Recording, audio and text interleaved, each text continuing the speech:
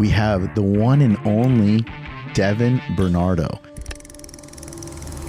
One of the craziest teenage steroid transformations you'll ever see. When I started doing the whole bodybuilding thing, they didn't even want me to do it. Honestly, what are your thoughts on your genetics in general? My dad was a bodybuilder. My dad competed at a show, and then my mom starts competing, and then they get my aunt to do a show. Wow. I'm actually 100% natural. I've never touched any steroids. Like, if you want to start actually taking competing seriously, like, you're gonna have to hop on PEDs. 40 bar. Oh shit. 30 halo. Oh shit. 30 Yeah. Yeah. Do you feel like you've ever had like any side effects and like ever? I actually got an infection there one time, and it was just like, dude, I broke up with my girlfriend. I got kicked out of the house. You know, crazy shit. I lost my job. You know, I haven't slept in 3 fucking days type shit. Okay, I don't fucking like bodybuilding anymore. What's up, homies? Yeah. Okay. Oh wait, you couldn't hear that, huh? Oh, I did Maybe. a little bit. I did. I just threw there. Yeah. Okay. Normally I like to do an intro anyways, but basically, guys, we got my Pinoy cousin today. Yeah. The 2018 Natural Mr. Canada Junior Bodybuilding Champion Gotta do his homework. winner and the OG arm god himself. Before Josh Manoy and before Shizzy, you got Devin Bernardo. Fuck yeah. Yeah. Welcome to the podcast, bro. Thanks, man. Appreciate it. Thanks for having me on. My second one ever. Oh yeah, Yeah. right. To Hany's, Yeah. the great Hany himself. I've DM'd Hany a couple times asking him to please, I'll do anything if he just coaches me for just a little bit. Yeah, really? When did he reply? Oh, never.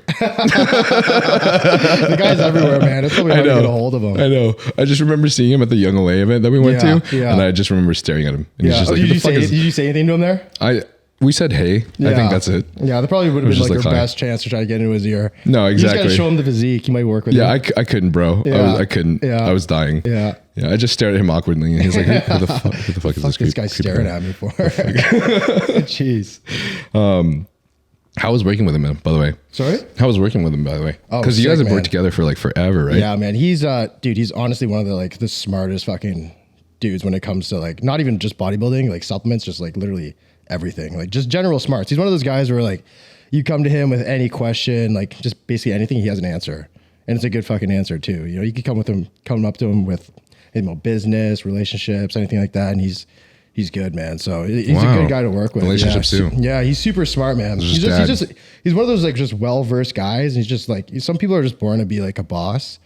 You know what I mean? Like when you walk in the room, he just demands the attention of the room kind of thing. Yeah. And it's just, yeah, he's a good leader, you know, and he's a guy that just knows what he's talking about, basically everything. And, you know, he's a good guy to work for. So yeah, that's why I've been with them for so long too. Right. Mm-hmm. It's a good guy to just have just to be under his wing, show you how to do things, and just get advice from generally, honestly. How long have you guys been working together? It's been like 5 years. 5 years? Yeah, Okay. It's been a long time since I basically started the whole like bodybuilding thing. I was about to say, because I literally remember seeing you, Mm-hmm. dude. Okay, so people have said that I have been doing content for a really long time. Like they've seen me do content for forever. Yeah. And I remember seeing you before I even had 10% of my audience now. I feel like it was like back in 2018 or some shit. Mm-hmm. Yeah. And just your crazy arm day, like workout swipes were just flooding my explore feed. Yeah. Some crazy shit like that. Yeah. Do you remember when you were like your growth spurt? Well, honestly, it was like a slow grind for me. Like I started off basically, I probably started posting when I was around 18, and then I just stayed consistent with it. When I was around like 19, 20, it just like the videos just slowly started gaining traction, and then those little shout out pages started, you know, just pushing, you know, your arm day workouts and all that, and then it just slowly grew. And over time, it just slowly popped off. It wasn't really like I posted one video and it just like I just blew up out of nowhere. It was just the consistency of just posting every day type of thing that just got it to where it is now. When did you start? Yeah, probably around 18 years old. I'm like, What year was that? fuck, I don't know. I'm 26 now.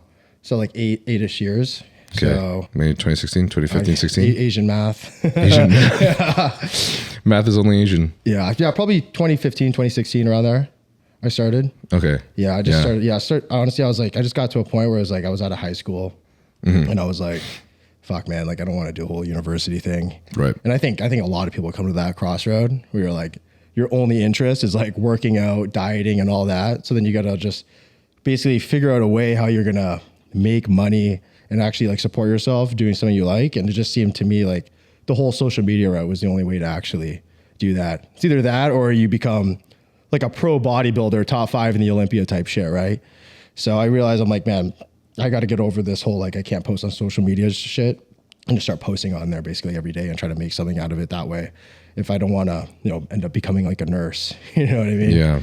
So that's basically where I started, and paid off. I mean, it's still going, the ship's still sailing. So you actually went through the exact same journey as I did. At least I feel. I started in like 2015 as well, 2015, I think, but I was just posting like pictures on Instagram back when I was in college. I didn't really have time to do videos at the time because I was like, honestly, college was kicking my ass because I was going to school for engineering, and I'm just like, I have hardcore ADHD. So like I had to spend extra time with some prescribed Adderall under very serious conditions. Guys always dialed. But, what would you say is the earliest memory that you could possibly like remember that you'd say is reflective of what you do today, like lifestyle, career wise, bodybuilding journey, and everything? The earliest memory of what is reflective of what I do today. Probably honestly, when my parents would bring us to the gym when we were like really young and throw us in that daycare room. And they would be, because they were personal trainers, they would teach like aerobic classes, they'd be training. So we'd be like every weekend we'd be in that damn babysitting room for like hours. And I'd be like, fuck, I just want to work out. I just want to train. Wait, how old were you? We're young enough to where we're in that babysitting room. We're like maybe 5 years old, 5, 6, 7 years old, just waiting for my parents to finish like doing an aerobics class or like stop or finish their personal training or working out or whatever. And then eventually, because my parents worked there, when I was 10, they started letting me actually go into the gym and work out with everybody.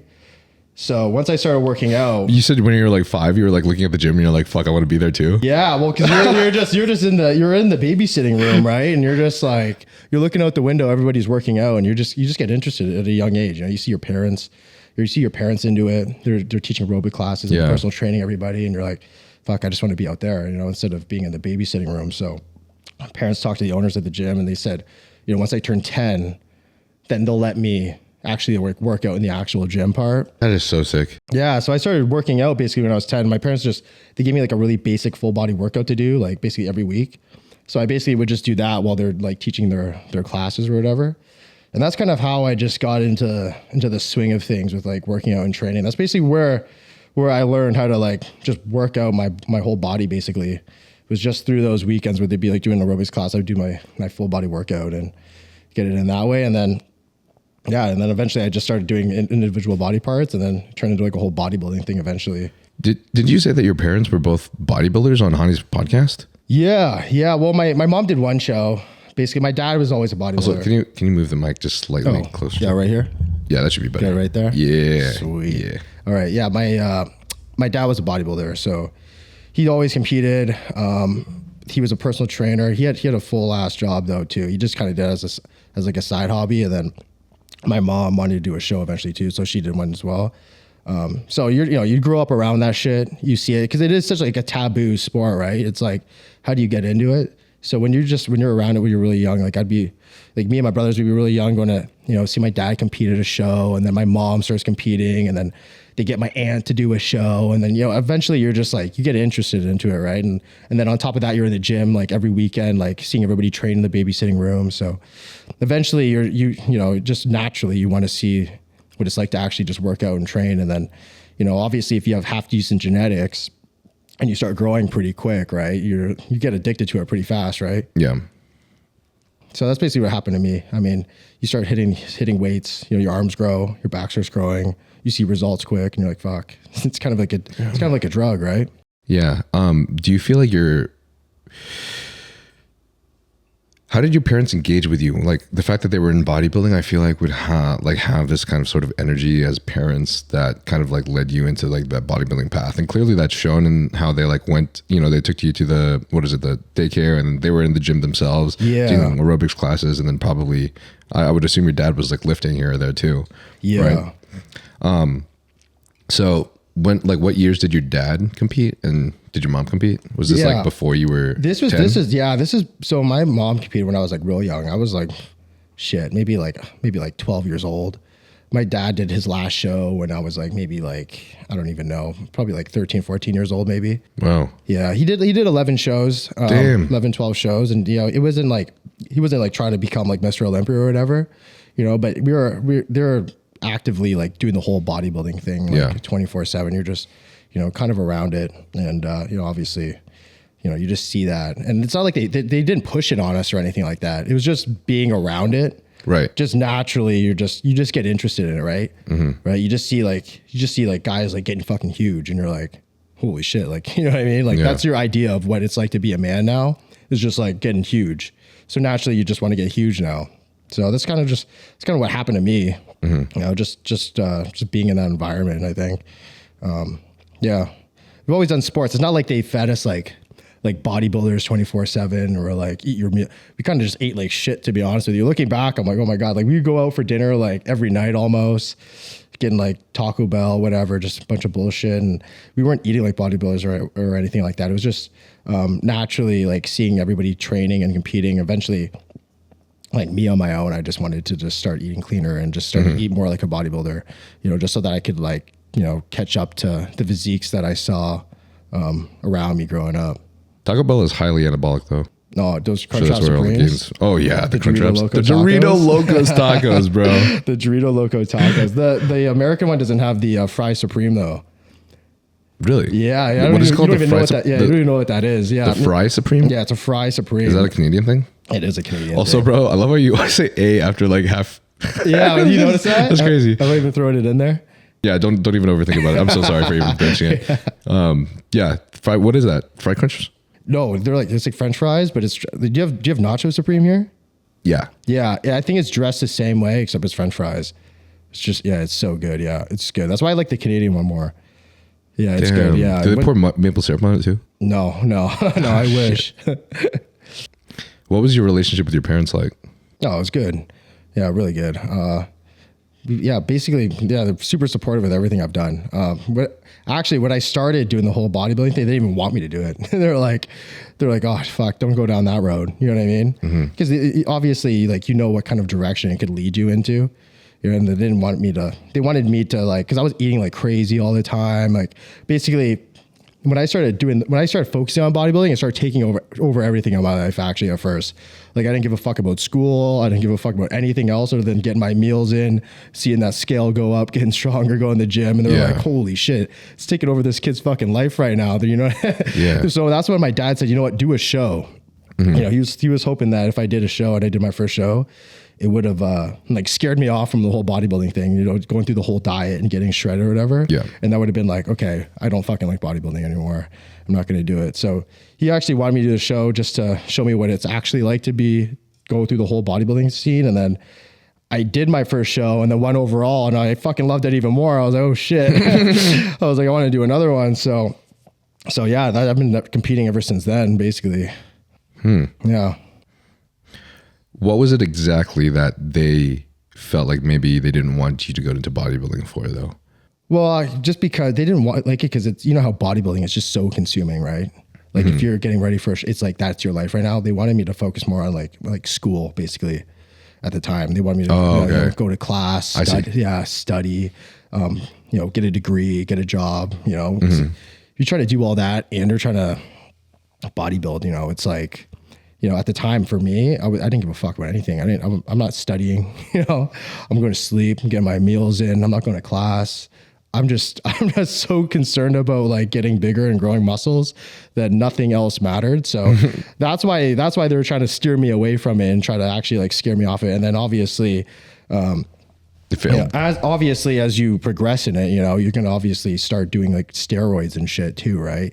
So obviously, was that one of their concerns? Yeah, they didn't. Obviously, I don't think any parent wants their kid to start, pinning and shit, right? So, so that's obviously, so that was obviously one of their concerns as well. But I told them that I just did something that I wanted to do, and I ended up still going to school and everything like that, and I tried to find a better balance. But once I started doing the social media and actually was able to make some money off of it and show them that I could get something out of doing it, then they started to ease off a little bit with like how pissed they were getting with me putting so much energy into it, right? Because, you know, obviously your parents and people around you, they want to see results for whatever energy you're putting into, right? Like if you're putting all your energy into something, you're getting nothing back in return, and you're failing class, you're not going to school, you know, they're going to think you're just fucking up and being a loser, right? Yeah. But if you have something to show for it eventually over time, then they can, you know, they usually come around. So yeah, for me, it was hopefully. like, yeah. So for me, I was like, I gotta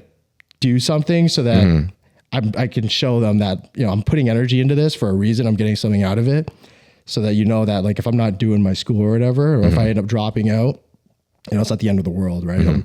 I'm actually doing something.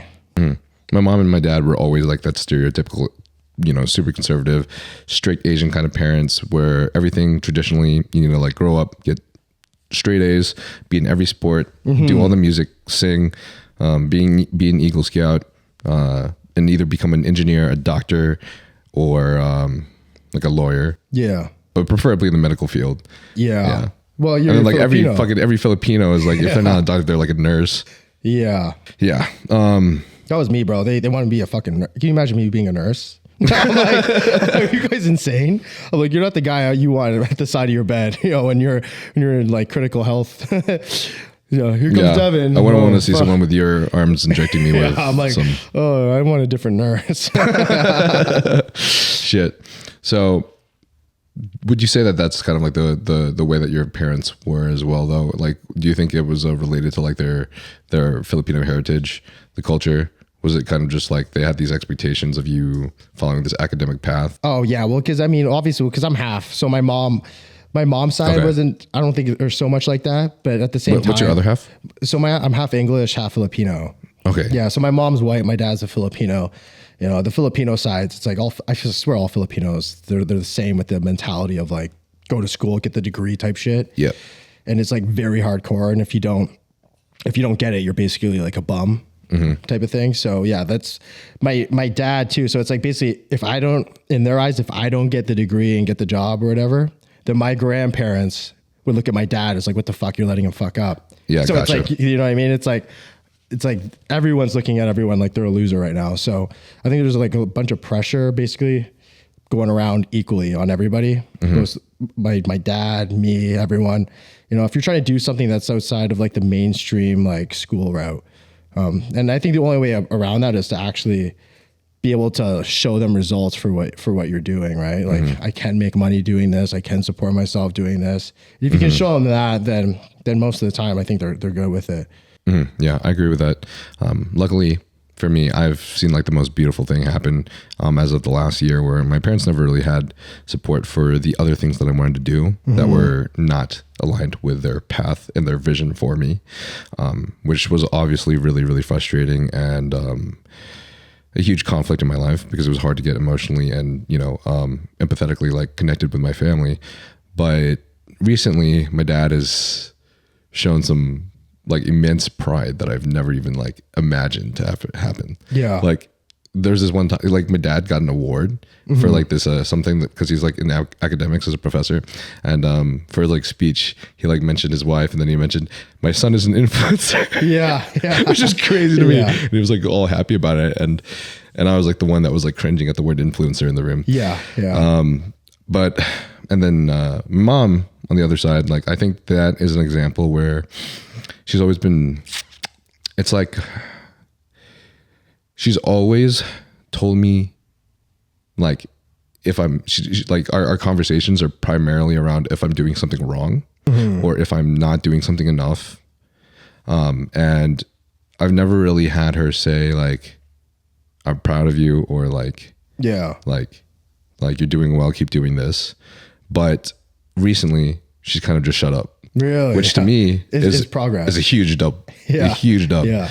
So I think that something that I've noticed though in some of our culture and maybe in other East Asian cultures is it's more so like, because the thing that she's not so happy about is the path that I'm on. And it seems like your family has like kind of adjusted a little bit. Oh yeah, for sure. Big time. I feel like it's a commonality though in like these cultures where it's like there's just some honor when it comes to being a doctor, like being able to tell the rest of your family and other people in your circle that your son's a doctor or something like that.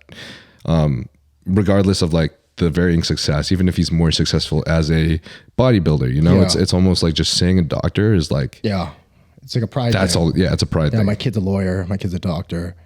But I think what also helped turn around like my parents and a lot of other people too is like the way and direction that the world is nowadays. So like, for example, if I went down the path they wanted me to go down and I became a nurse, I would be fucking broke. You know what I mean? Like I wouldn't be able to pay, like in Toronto, it is expensive. So I'd be working like 12 hours a day, barely affording rent. You barely can't even afford a car. You know what I mean? Like just paycheck to paycheck type shit, just becoming a nurse. Right. So it's like me doing what I'm doing now, going down the path that I'm going now. I can do more than pay my bills. Right. Like I'm way more ahead financially than I would have if I were to take any of those other routes. And nowadays, the cost of living is just so high. Like you live in LA, obviously, you know how it is, right? If you had some standard ass, like, you know, if you started off as an RN, you know what I mean? Like, it's like, how are you going to survive, right? Yeah. You can't survive. And it's like nowadays you almost have to go the unconventional route to actually be able to do more than just survive, right? You have to start your own business. You have to be somewhat of an entrepreneur. Well, I kind of disagree with that, but I think like being an RN, for example, in LA, you're going to have a very difficult time. I mean, you will be able to survive, but that's like, there's not very much extra going on there. I think in today's society though, with social media and everything, we kind of feel the need to exceed because everything that we're comparing against is shit that we've never saw in the past. You've never seen people online before that were just wildly beautiful and had millions and millions of followers and had all these mansions because they were doing all these things. Instead, you had the people next to you to compare to, the people in your workplace to compare to, right? Even though we don't want to compare, but subconsciously. So I think that's kind of caused like this extreme mental stress on like today's society too, which does, you know, your mind is reality. So it does make everything harder. Yeah, it does. But like, if I look at like Toronto, for example, right now, the cost of living is crazy, right? So if you like, how would you compare it to LA? Do you know? Oh, dude, probably very similar. I just know if you make $100K a year, you're like, and you're living in Toronto, it's like, that's not enough. You know what I mean? So it's like, what job are you getting? You know, most people don't make, you know what I mean? Most people don't go to school, get a degree, come out making $100K even, you know, not on top of the bills you have to pay off the school too. Right. And that's still not enough. So what job are you going to do to where it will be enough? The education system isn't like, it's not good enough to where, you know, you're going to be able to survive in places like that. Even where I'm from, everything is just so expensive. It's like the only way to actually get ahead is to actually, the only people that are getting ahead are entrepreneurs, you know, having some sort of online business, doing something. The unconventional routes are the only ways where people are doing more than just surviving, right? People that did take the school route and they're just like, I did school, 4 years of studying, I got my degree, they're coming out making $80K a year.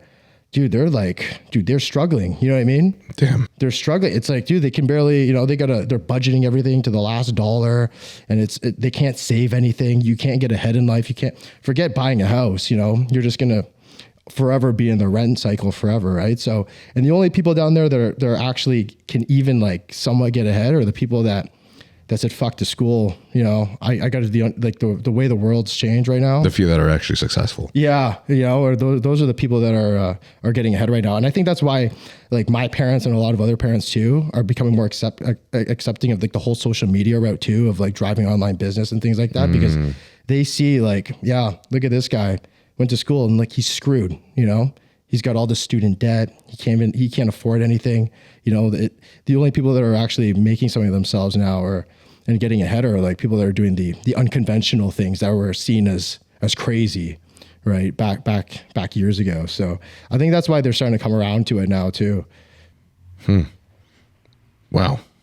Yeah, it's crazy. I mean, even here in LA, right? The most successful people down here, you know, a lot of them didn't go to school, right? They're not like a lot of them did go to school, but they're not like a teacher, you know what I mean? You know, it's not like, you know, you're not like a teacher. The people that are like killing it down here, there are people that are like doing like acting, or like they have like these weird unconventional jobs that don't really have ceilings to where they can make more money and it's easier for them to get ahead, right? If you go to school, a lot of those jobs you end up getting just have ceilings that you can't break. And then you end up just being kind of like trapped to where you are, right? Mm-hmm. So I just feel like those unconventional routes just let you, go as far as you're willing to go. And that's just the way the world is now too. It's so competitive to where if you want to survive and do more than survive, then you have to find different avenues, several sources of ways to make income. And that's just what you have to do nowadays. And the school route doesn't really help you with that, I don't find. Yeah. I mean, obviously this is all dependent on like what your degree is and then how well in school you do, of course. Yeah. But aside from that, on average, 100% see that happening. Very, very common. We'll get right back to the podcast in a second, but I just wanted to take this break to thank you guys immensely because this podcast is my favorite content to create and I couldn't have done it without you guys.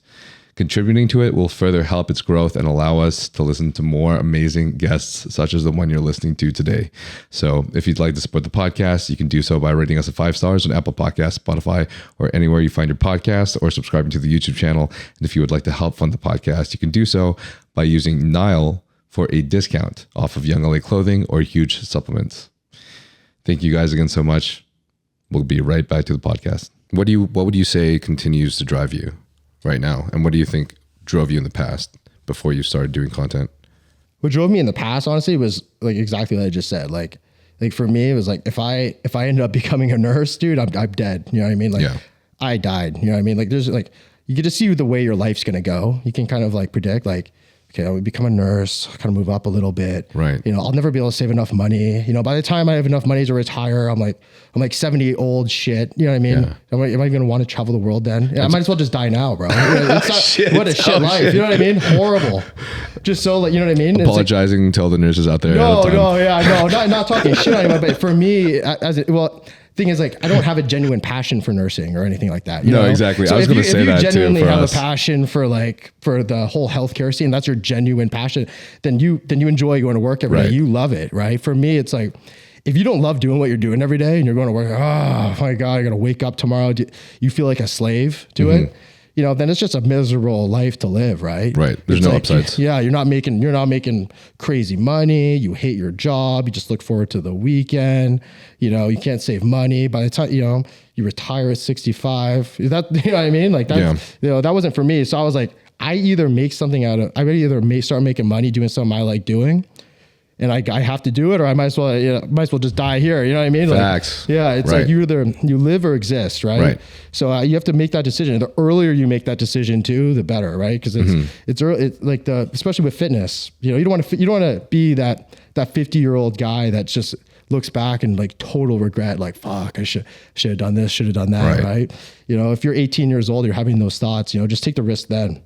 You don't have kids, family, or anything like that right now. So if you're going to take the risk, just do it while you're young when you have the chance. There's nothing there's not much to lose, honestly, is the way I looked at it. And at the end of the day too, a lot of people, they have like pressure, like from their parents, everyone, go to school, do this, do that. But at the end of the day, like it might be you just by yourself on your deathbed when you're like 80 years old and you lived your whole life up to that moment based off of how everyone else wanted you to live your life and you didn't do it how you wanted to do it, right? And at the end of the day, it's just going to be you dying. So it's like, you might as well just do it the way you want to fucking do it, right? Yep. I was actually going to go on that as well, that you and I feel both waited for our work and our like studies to like be over for us to just go to the gym. Yeah. Because that's what I was doing as well. So like being in engineering, I was an engineer for a year. The entire time, just waited till 5 because I knew that I could just go to the gym. Yeah. Like whenever I was working at my office desk, I'd be listening to like bodybuilding podcasts and shit like that. Fucking like what is it? Alberto Nunez, is that his name? Just all the old OG like natural bodybuilding science guys. And then also Jeff Nippert, before he started creating big YouTube videos, he had an Ice Cream for PRs podcast. Just like all the OG shit. It's all I would listen to. So I mean, clearly that's kind of a big sign. Like I'm clearly not 100% present in the work I'm doing here today. Yeah, that would be me, bro. I'll be in college watching Rich Piano videos every fucking day. Yeah, Rich Piano. Dude, that's all I watch. Rich violin. That's all I watch. I love that guy. And I loved it too because he did the daily vlogs and he was doing the bigger by the day shit. Yeah. He was doing every single day. I was like, oh yes, 50-minute today. That's so sick. Fucking love that shit, bro. Oh, Have my man. meal, dude. I'm not even kidding. I'd throw my headphones in, not pay a fucking no attention to the class at Yeah. all. I'll just be listening to Rich Piano. And just every single day. So that was my life. How often do you vlog now? Dude, we started a new channel. Right. The other one just got fucked. I was telling you before, but we started a new channel last week. We're trying to go every day now. We're trying to do. Let's go. Yeah, we have the mindset right now where we're like, something's better than nothing type Right. shit. We're gonna vlog. We're not gonna plan anything out. We're not gonna do anything like super crazy. It's just whatever we do is what you get. It's Gotcha. just gonna be so real, so authentic.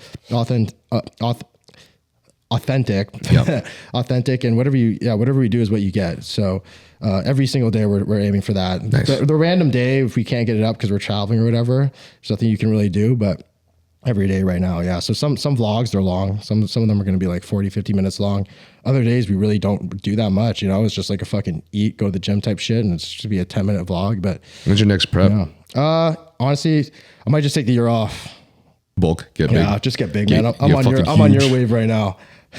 So, because I know that you competed as a natural bodybuilder for a really long period of time. It was Yeah. only until recently that you jumped on PEDs, right?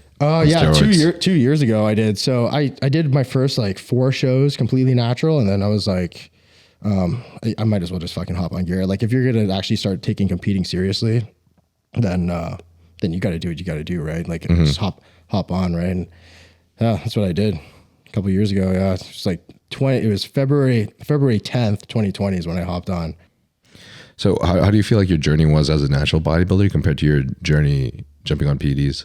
My journey was good. I mean, thing is, I was already training since I was 10, and then I hopped on when I was 22. So I had already been training naturally for like 12 years, and I feel like I hit my natural limit, man. But when I was 22, between the age of like 18 and 22, my physique like barely changed because I already had been training for so long that I hit a genetic cap, and I could just feel myself not getting bigger at all for years. My strength was going up still, but my actual look wasn't changing. So I was like, okay, like, and at the end of the day too, it's like if you want to start actually taking competing seriously, like you're gonna have to hop on PEDs. So for me, it was just, might as well just do it now. If you want to compete in like the IFBB. Yeah. Like And the big eventually I leagues. do too. Right. Right. So for me, I don't really care to be like a natural bodybuilder or anything like that. Obviously I know like if you're going to do bodybuilding and if I'm putting all my time and energy into it and like get my meals in, like when I compete, I want to be competing against like the best of the best, have all the eyes on me. I mean, I know there's big natural shows and everything like that, but when it comes to like getting media attention and all that, like people just don't care about it as much as they do when it comes to the unnatural stream. So for me, it was a no brainer just to hop on. So Greg Doucette and I were having this discussion, but he was bringing up the point on genetic variance, how some people are predisposed to having better genetics than others in certain areas, not always just overall muscle building. Like there's good genetics for muscle building, then he mentioned good genetics for naturally putting on muscle, and then good genetics for your anabolic response, right, to steroids. What do you have? What are your thoughts on your natural genetics? What are your thoughts on your honestly? What are your thoughts on your genetics in general? I think I have pretty good pretty decent genetics, just from my ability to put on muscle just naturally. I was able to put on when I first started working out like hardcore as a body, getting my 6 meals a day in type shit. I put on like 30 pounds in like a couple months. Damn. Yeah, just from following the diet and just training every day, just living my life as a bodybuilder. How many calories were you eating from 18 to 22? Dude, I never counted calories, none of that. Dude, really? Yeah, I never counted calories. I never weighed my shit. Actually, when I was natural, bro, I never even weighed any of my shit. Didn't count macros, didn't weigh my food, didn't count calories, nothing. I just eyeballed it. Gotcha. I went by feel. How do you think you knew that you ate enough from 18 to 22 when you felt like you were plateauing? Oh, dude, I ate enough.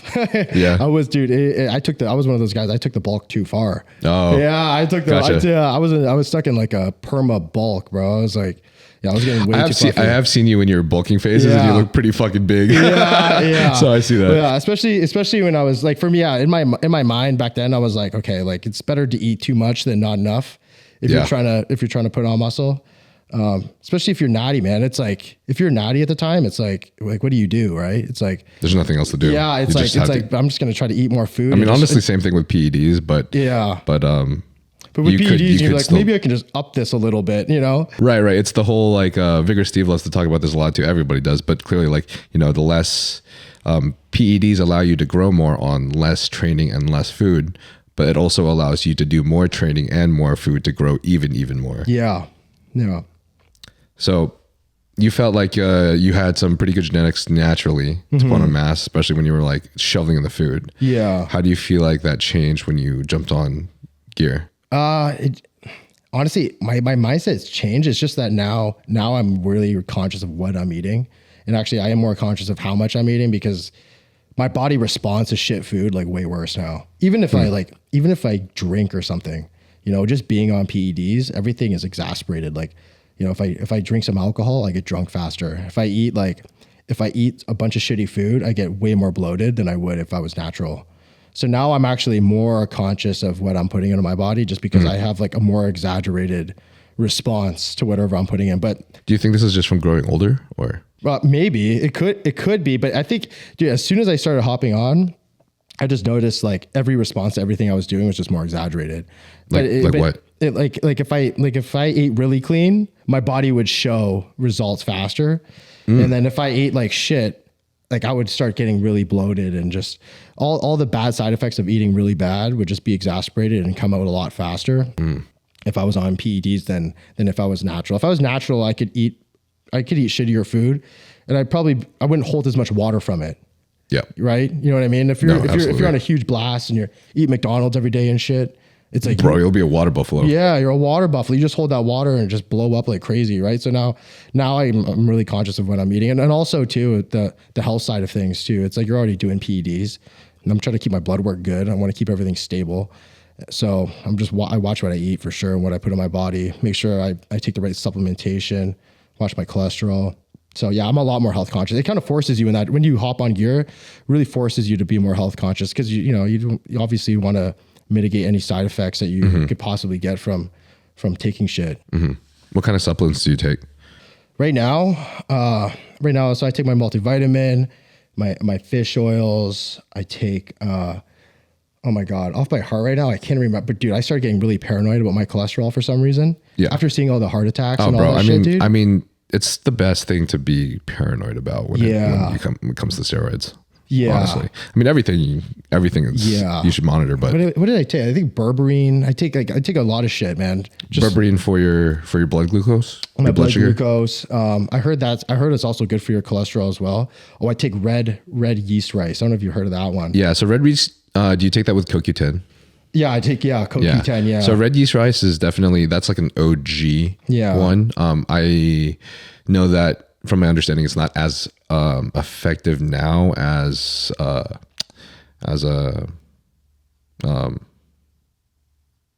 it's hard to think of all the supplements on the spot. No, like I'm just brain farting right now. I take it literally every day. So, and I've talked about it 1,000 times, so people will know what I'm talking about. I'm just brain farting hella. Yeah.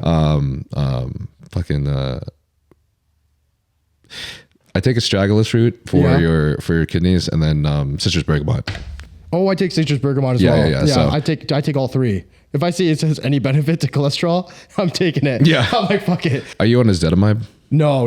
Is that good too? What are your Apo B levels and your LDL, HDL levels at? So right last now? time I looked, my LDL is always usually fine. My HDL, because this was like post show, I was like taking like is the last time you did your blood? Yeah, my blood work. Yeah, my HDL was a little low, but it could have been lowered. But I was surprised. Damn, your LDL was in range, and your HDL was just a little low post show. Yeah, that sounds really good to me. Yeah, because I feel like post show, most people, that's like when the blood work looks the worst, right? Yeah, because you're running the hardest cycles. Yeah, I took I was on Halo and all that shit. Yeah. And I was surprised. Yeah, Tren. Yeah.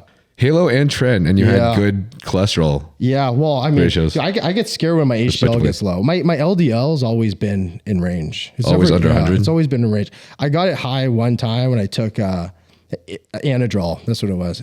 Okay. Anadrol got it out of range the one time, but other than that, it's my HDL that's just fucking takes the hit usually. Yeah. So How much fish oil do you take a day? I don't know. I forget. I just take three fish oil. It just takes says 3 once a fish day. oil pills? Yeah. Oh, just 1 serving a day? Yeah, one. Yeah. I dare you to try taking at least 3 servings a day, Yeah. or a serving with every meal. Yeah. Vigorous Steve takes 6 grams of fish oil a day. 6 grams. 6 grams. He takes one with each meal, which is a fuck ton. Yeah. And then add that onto fish that you're already eating. Yeah. It's pretty crazy, but I mean, It really it throws up your HDL. dude, fish oil is the best supplement you could possibly take. Yeah. The 100% the best for anybody, natural or unnatural. And especially for unnatural, if you're really worried about your cholesterol and your heart health, fish oil is, I feel like number one. that's the number one thing with like bodybuilding that people need to look out for the most, is your cholesterol levels, right? I think so. Yeah. Would you not say? I mean, I would. I was talking with Derek, More Plates about this too. He's in love with Apo B as like a huge marker for people to. Have you gotten your Apo B checked on your blood work? no. You should check that out. It's kind of more of like a potential marker. While his LDL is like what you have at this current moment, I think Apo B is. I don't really want to explain it wrong, to be honest, but I would get your Apo B checked because Okay. it's kind of related to your LDL levels. Yeah. And normally I think he recommended anywhere from 60 to 70 or below. And Peter Attia said that if you are, of course, he's saying this to people who are natural, if you don't ever want to have any risk of atherosclerotic ASCVD, if you don't want to have any risk of ASCVD at all, then you would like to keep your Apo B 20 or below. 20 or below. And that's actually really fucking low. Like mine's nowhere close to 20. Yeah. Mine's within range. Yeah. But it's probably like 80 or something. Really? Yeah. Okay. 70, 80 But what's the maybe. range? On my blood work, it was about 200. Oh, okay. But you don't want to be at 100. Yeah. You don't want to be in the hundreds. Yeah. A lot of people Definitely they don't. also do like calcium scores as well, right? Yeah. Yeah. Because it's the cholesterol and calcium together that can really, really cause like a blockage, I've heard. So that's why I take like K2 now even. Yeah. I take that too. And K complex. Yeah. So they get their CAC scores. It's also good to get like echocardiograms, right? Yeah. What else is there? Echocardiograms, CAC scores. I was talking about this a bunch. I'm in this brain farting state right now. It's hard to name anything. But all these different scans, there's so many different scans you can get. There's this mega scan too that Vigorous Steve was telling me about. I kind of want to mention it here. How often do you get an echocardiogram done? I'm actually going to get my first one. I'm going to do a full CPET first. Okay. And then I think, depending on how it is, my doctor who works with bodybuilders, I was lucky enough to find a doctor here that works with bodybuilders for the first time ever, because it's fucking amazing. Otherwise, most doctors, they like judge you for being on gear, right? So I was able to find one. He wants me to do the CPET. He says the echocardiogram probably right now will not show necessarily all the results that I might want to see compared to like the CPET. So I'm just going to take his advice. Yeah. But I know there's so many things that I want to do ahead of time, even if it's expensive, like I'm just very paranoid about my long-term health. Yeah. Which also is like the biggest reason why, even though I'm so obsessed with getting to Mr. Olympia, sometimes in my head, I'm just like, is this safe enough? Yeah. Should I stop? It's definitely not safe. It's definitely not We just got to safe. make it safer. Right, exactly. Have your kidneys ever been out of whack? Yeah. My kidney has been, sorry. My kidneys have been okay. I haven't ever had any issues with them, and I've always had good markers when it comes to my kidneys. But being a bodybuilder and also having been dehydrated a lot in the past when I was trying to stay lean, also taking creatine and taking huge amounts of protein, Yeah. it's always like right there at the right top at of the the reference top. range, Yeah. you know? So I'm always a little bit like nervous about it, but normally I'm assured by like my medical professionals, like, nope, you're doing this protein, all this shit, you know, it's probably going to be up there. So Yeah. it's not too much of a cause for concern. Yeah. And then we also did a urine analysis recently and it came out totally fine. Okay, good. But the scan Vigorous Steve was mentioning is the Prenuvo scan. Have you ever heard of that? Never heard of it. No. So Prenuvo is it's the best quality scan you can do at the moment, and it's just a giant scan that just scans everything. In Your whole body. Yeah. Obviously, it's going to be a lot more expensive than your regular, but Yeah. if you're just trying to like, you know, especially if you're a bodybuilder and you Yeah. have all these things to look be up. conscious about, Yeah. it's probably best for you to just do a Prenuvo scan. Can you find to That's see the if point. there's anything blocking like in your arteries through that one? I would assume. I think we were comparing the Prenuvo scan to like angiograms and things like Yeah. that. Because we were talking about angios with contrast dye. Because Larry Wheels' coach Ryan still had a heart attack, even though all his scans show that he had clear, no blockages. Yeah, I saw right? that. Yeah, That's fucking nuts. So I think one of the issues is I can't remember the exact issue. It's on the reel, Yeah. on the mini clip, but basically there was one scan that they probably should have done that they didn't because the doctor was like, you don't need this Yeah. because it puts you at risk. So that's why Vigorous Steve suggested the Prenuvo scan. So I would assume Yeah. it does. Okay. I would assume it does. Yeah, because that's one of the things that scares me the most is like having a blockage you don't know about, or one that's just slowly building up over time. Yeah. And that's usually what gets people, I swear. It does because it bodybuilding. comes out of nowhere, right? Yeah, out of like nowhere. you don't have your symptoms until literally an hour before Yeah. the heart attack. Yeah, literally, it's crazy. Everybody's worried about their liver and shit, and it's like I think it's the last thing you need to be worried about. Oh, I know, bro. It's like that shit heals, bro. You could cut that thing in half and it'll grow back. My liver enzymes have always been the scariest for me, though. Really? When it comes to my biomarkers, yeah, because I've told this story a bunch, so I'll just say it really quickly. But Yeah. I started my bodybuilding journey natural. I did like 6-7 shows natural, and then I gave up because I was doing nationals. I was getting 16 plus place, as a Yeah. natural. I'm like, fuck this sucks. I was so depressed. Finally, I just took some pills from my coach. It started off being estrogen blockers and AIs to get me drier. I didn't know what it meant at the time. Yeah. Obviously, as a natural, it's just crushing my estrogen. Yeah. But This is when you were natural? Yeah. You're just taking AIs. It's just yeah, I didn't know what I was doing, bro. I had no clue. I didn't know anything about steroids. I didn't Yeah. want to take steroids. Did you I was feel just like like, shit? if you tell me that this will make me look better, fuck Yeah. it, I'll do it. Because I will literally kill myself if I don't get my pro card. Yeah. Like that was my life. Yeah. Like I was like, my parents don't believe in me in any sort of way. And like, if I'm going to do anything, I'm going to do this.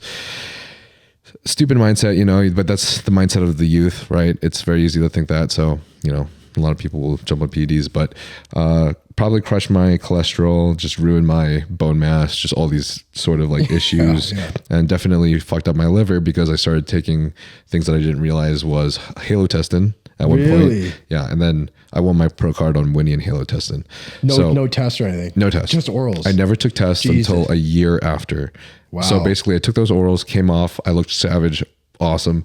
I remember weeks later, I was like depressed, and I was just depressed as fuck. Couldn't get hard. Yeah. Couldn't figure out why. Tried carnivore diet because I was like, maybe I'm not eating enough fats because I'm dieting so hard all the time because I want to stay shredded. I was thinking maybe it's my diet that's making me like this, Yeah. right?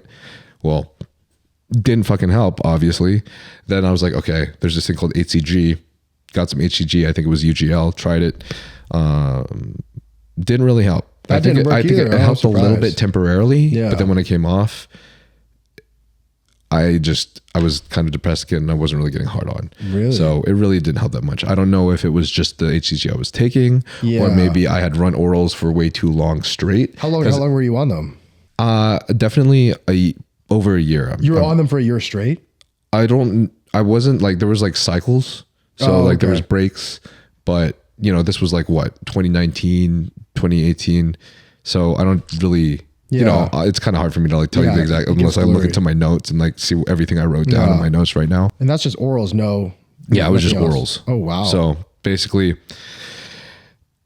my liver was wrecked, dude. Yeah. There was one point where my liver enzymes was like 250 and 300. Holy shit. My liver was wrecked. That's what my doctor says. yeah. He goes, if it goes to 200s, and it's scary. My doctors were having me get a biopsy and everything. Yeah. But luckily I did something where I brought down the liver enzymes a lot. Mm-hmm. And then I didn't have to get my biopsy. Now my liver enzymes are 40 and like 50. Wow, that's good. Yeah. So lots of Yeah. glutathione, lots of Yeah. being smart, not taking Oh my orals anymore God. whatsoever. Never again? You know, learn my lesson. Huh? You don't do them ever again? I haven't taken orals in a hot minute. Yeah. I feel like it's been years. Yeah. Wow, that's good. I think I'm scared from Yeah, you're scared them of it. because now I know my liver is just, Yeah. my liver seems to also always be higher. It's like sometimes I think my ALT was 70 recently and we're wondering why. I haven't been taking any orals whatsoever or anything, but it's still just a little high. Dude, mine's like that too, though. It's Is it? weird. It's weird. Yeah, mine's always like that 70, 80. So mine's always slightly high. I won't be taking shit either. Maybe it's just the supplements we're taking. Yeah, or- maybe. It's I mean, weird. At least it's not a big deal because it's like what, 20 points or something. Yeah, it's- my doctor says it's fine. He says I wouldn't worry about it. You're good. So as long as he says that, I'm fine. Yeah, we just listen to our doctors. I'm like, all right.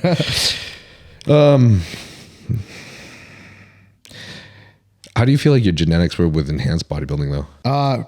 Pretty good, man. Honestly, is my expectations when I was on when I first started, I was thinking, oh, I'm going to take this and become like 300 pounds so quick. You know, it's like, I think that's how a lot of people think too, but you still have to like, you almost have to work harder when you're on gear because you want the results to match the expectations that you have set in your head when you're on gear. So I'm thinking like, oh, I want to gain 30 pounds of muscle, stay lean, you know, and when you take it, you realize, oh, this shit's just not happening on its own, like as well as you thought it was going to. So you actually end up just, you know, dialing in more in your diet, you know, training harder. But yeah, I did have a good response to it. I responded really well. Yeah, the first cycle, I gained I started at 158 pounds. I think I went up to like 207. Damn. Yeah, How, but dude, how much time? I was not like fucking lean by any means, but it's still a lot of fucking weight. And then I came off fully, and then I went back down to maybe like 180. But yeah, I had a good response to it, I would say. How long was that period of time? My first cycle, Yeah, from like 150 to 200. dude, I think it was a 12-week cycle.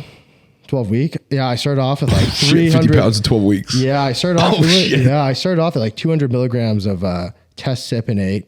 Slowly worked it up to like I think max 350, and then I threw in Deca. The Deca was like 300, and then yeah, I just worked off of that and gained a shitload. You know, it was during COVID. It was during that whole like COVID period. I wish I remembered how much you were eating though, or how much calories you're putting, because you were probably just stuffing your face, right? I was fucking, dude. If I was on the seafood diet, like I see that shit, I eat it. It's like, yeah, my expectation with steroids at the time was like, oh, I can eat whatever I want and just stay lean. You know, my expectations were kind of unrealistic to what it actually was. I was thinking, oh, I can eat whatever I want and stay lean and just only put on muscle. Anything that I'm eating is just going to turn to muscle type of mindset. You know, it's like you almost have to fuck up a few times to realize, you know, what it actually is, and you have to almost just see how your body responds to steroids when you do it, right?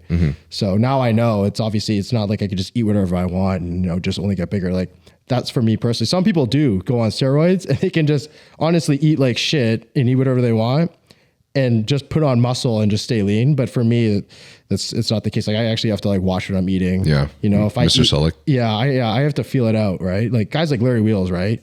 I would see his like, I'm just doing like the strongman thing. I would see like his full day of eating. He was pushing the food, he was eating like shit. Yeah. Like fucking shit. But it's like, dude, he's still lean, you know? Right. He's not gonna be spilling anywhere. Yeah. I think something like you and I are like these shorter Filipinos too. Yeah. I think we just put on weight so much easier. Yeah. You know, like our maintenance calories is a lot lower, so it's easier for us to get fat. Yeah, it is. It is. And it's all about like, so for me now, I've kind of played around with things to where now I found like a sweet spot where I can have like one bullshit meal a day and like maintain my physique. You know, so if I have like, that's kind of nice. Yeah. One bullshit meal's kind of nice, bro. It is. Yeah. Cause honestly, now if I keep like 4 or 5 meals out of the day, like super clean bodybuilder on plan, but then, you know, I go out, I want some tacos, some ice cream. I can have that and still like maintain. Nice. So I found that balance now. So it's all about like kind of finding it. And I think as you get more muscle too, you can kind of handle more shit. I see. You know what I mean? Yeah. Yeah. So now it's like, now when I was like smaller, if I was like 170 and I ate a bunch of pizza, it's easy. It's harder for my body to handle that. Now you get bigger. It's like you eat it up a little better than you would. My little cheat meals for me now is I eat clean like the entire week, but if I go to a festival, then that's my like cheat. So when I go to a festival, I'll just stuff like 10 protein bars or something in my pants. I'll just eat them like every 3 hours. That's a cheat meal? Well, I fucking shit my brains out afterwards because I've eaten so much protein bars. Yeah. But you know, if there's like the only protein they have there is like chicken tenders, I'll eat the fucking chicken tenders. You know what I mean? Yeah. Yeah. So you eat clean year round? I eat clean year round, but it's not hard for me now because my journey was pretty stressful. Yeah. Coming to like I was fat, and then this crazy thing happened when I was 12 years old where I just decided like I'm gonna starve myself to death or I'll become super skinny. I'm just tired of like this like miserable life where I don't want to be alive anymore. And then basically I like lost 40 pounds in a month. From just not eating anything. And then I continued on that crazy like yo-yo dieting roller coaster for like the next 5 years, all while watching YouTube videos. So it took me a while to finally understand what like proper nutrition. But because of that, now it's like, I guess the resilience of doing that over 15 years or so has just made it easy for me to just eat salmon, chicken, rice, and spinach, apples, bananas, blueberries, and I'll eat pretzels sometimes instead of rice if I want to like munch on something. When's the last time you've had Then pizza? I fucking spray olive oil on that shit. If I'm bulking, I'll spray olive oil, tons of olive oil. No pizza ever? I'm lactose intolerant, so I can't. Oh, true. I used to be, but I changed that shit too. I was like, Really? You just, yeah, dude. yeah, that's crazy. Yeah. Dude, okay, so my parents made me drink a glass of skim milk with every single meal. So I drank 3 to 4 glasses of milk every day for like my entire life up till college. Yeah. But then in college I was in a fraternity and all the dudes drank all the freaking milk. Yeah. So I didn't drink milk for like a whole year. And then finally the milk was restocked and I'm like, I want to drink milk again. Yeah. I drank it and I shat my brains out for like 5 hours. Really? Yeah. And then Shat there's my no milk ever brains out, since? bro. Huh? No milk ever since? No. I just can't anymore. Yeah, it's I weird. drink Fairlife milk now. Oh, you do? You can handle that? Is that lactose free? Yeah, it's like ultra filtered milk. It's like the lactose is like filtered, I guess. Yeah. And then also it's so filtered out. The sugars are so filtered out that it's 13 grams of protein, 6 grams of carbs. It is good too, eh? Oh yeah. It's good. It just tastes clean. Yeah. It tastes a little less foggy too. It does. In a weird way. It does. Yeah. I used to be lactose intolerant and then like, but dude, I love ice cream. Like that's my biggest Ice cream is gas, dude. I used to be addicted to that. Oh, I'm currently addicted. I'm like, dude, I'm a Ben and Jerry's, Haagen-Dazs, like pint every day type shit, right? So I love it so much. So I just keep forcing it. And I always get a stomach ache, shit my brains out, and just keep doing it. And I just keep fucking doing it. And eventually, the stomach aches would just start going away. That's great. And I think I just built a tolerance over time. And you can actually do that with like a lot of allergies too, like even like peanut allergies. They'll like microdose. I did that. You did that? Yeah, You I was microdosed the peanuts? Yes, I was allergic to peanuts for forever. That's I was jokes. addicted to almond butter. Really? And at this like 2 years, 3 years ago, had no money. So I was like, I can't even afford almond butter. I went with my ex to Costco and I saw all these big ass jars of peanut butter for like half the price of almond butter. Yeah. And I'm like, I need it. Yeah. Like I need it, whatever. So I bought a protein jar, tried a spoonful, and when I ate it, I was like, whoa, it's fine. I'm kind of fine. Yeah, Like, you're I'm good not now? throwing up or anything. Yeah. I'm just like a little itchy, but it's chill. Yeah. So I'm just like, it kind of tastes fucking good. Yeah. So I just kept putting that shit on my bread and just eating a bunch of like, I was dipping carrots in that shit. Yeah. I was dipping carrots in peanut butter and just Yeah. notching on that shit. It was so gas. And then like 2 months later, I realized I was having this trend line of just like this, just diarrhea. Really? I was just having like some fucking shits, man. Some Yeah. terrible shits. Realized I'm still technically allergic to peanut butter. Yeah. It's just going down the pipe and just coming out. Yeah, the other is you're having a different reaction to it now. Yeah. Damn. Well, at least it doesn't like clog up your throat or anything and kill No, you. yeah, exactly. It's a lot better that way. See, I did the same thing with cake when I was little. I was a little allergic to eggs, especially if really? they're not fully cooked. Oh, that's a bad when I idea. went to birthdays, like I would like eat the cake and then I would like throw up a little afterwards. Yeah. Probably because of the eggs. Yeah. And then I couldn't stop eating cake anyways because I was my such a God. fat ass. So I just You're not allergic to eggs anymore? no. No. I think it's because I just ate so much cake. Yeah. That's a bad allergy to have if you're bodybuilding. If I do eat raw eggs though, I'll probably have some issues. Yeah, if you slammed just a raw one back. Yeah. Yeah, for sure. I think a lot of people would too. You get like salmonella from that too, right? Yeah. So, what was did you get any like bad side effects or do you feel like you felt like, were there any negative things that happened when you took that first cycle? No, not really. No, none. Dude, honestly, it sounds fucked, but I was like, man, I should have done this earlier. Oh, no. But I did it. It sounds fucked. But not a lot of people. This wasn't the answer I was hoping for. A lot of people don't feel that way, you know. But for me, the worst side effect I ever had was the acne. So I started getting backne, and it wasn't when I was on. It was when I came off. I came off, and it was like, boom, it exploded everywhere, and it just looked like shit. Well, it wasn't everywhere. It was just like, it was enough for it to be like somewhat of a problem for me. So then I started taking Accutane, and then that made it fucking 10 times worse. Like, you know, wait, what? Yeah. How? Yeah. There's a purging period for some people when they get it, but you know what the purge is when it starts, it actually makes it way worse before it gets better. So, so before I had Is that kind of like minoxidil where like your hair sheds until it gets better? You actually go more bald first. Yeah. And then you're like, the shit better fucking start growing back. Yeah, dude. Yeah. It was like that. So at first it was like just a little bullshit on my shoulders. Took the Accutane, boom, all my back. I'm like, holy shit. So I'm like, hey man, like I better get through this purge. And it just never went away. The purge never stopped. The purge was going on for 4 months. It was only supposed to last like a month, 8 weeks. Lasted like 3 months and just getting worse. I stopped the Accutane, and then I was just like, fuck it. The Accutane just made it a huge problem. And then slowly the acne started going away, but I had like scarring and all this shit. Then I got like fractional lasering done. So that just kills the scar. So I had to do that like 3 times, and that healed it up pretty good. But yeah, that was my main side effect. That kind of, damn, that sucks. Yeah. Do you have any like pictures and stuff of that or any? Do I have any? You don't have to show anything. I have some from when I got the laser done. Damn. When I got the laser done, my dude, it looked like it hurt like a fucking bitch too. Like it was crazy. Your whole back is just like pieced up with like red dots. They put it, and the darker your skin is too, the higher the setting they have to put the laser. So they had to put me on like, I think it was like the second highest setting. So it was just like every time it's like getting a lighter and just digging into your skin type of feeling, but like your whole back, like my whole back was like bleeding. Basically. God, that's crazy. Yeah, I had to do it 3 times just from all the scarring. Cause the type of acne I got, it was like cystic. It was like deep cystic acne. So it just like, you couldn't even pop it. It would just have to like kind of go away on its own, but then like leave like a hole basically. I was like, fuck. Christ. Yeah, that was my main side effect. And right now, my acne is good. It would start flaring up. Yeah, I mean, I don't know what your back looks like obviously right now, but you look completely clear. Yeah, it's clear. I get the odd one, but nothing to where it's like, you know, I'd still go tarp off and not give a shit. Yeah. Before it was to the point where it's like, man, I can't wear a fucking tank top. Like, the fuck's going on? You know what I mean? Damn. Yeah, but it would always happen if I like came like fully off. Now I just cruise. It's good. Or my hormone levels get weird. Like now I change the frequency of my shots. So like, you know, a lot of guys will take like Tesamorelin. They'll do like 1 or 2 shots a week. Yeah. For me, that my hormones just go everywhere too much. Yep. So now I just split it up regardless of the ester I'm taking. I'll go like Monday, Wednesday, Friday, and it just keeps me so stable. You know what? I had the worst experiences with gear when I first jumped on, and I wasn't doing things regularly. Yeah. I was injecting like twice a week or so, things like that.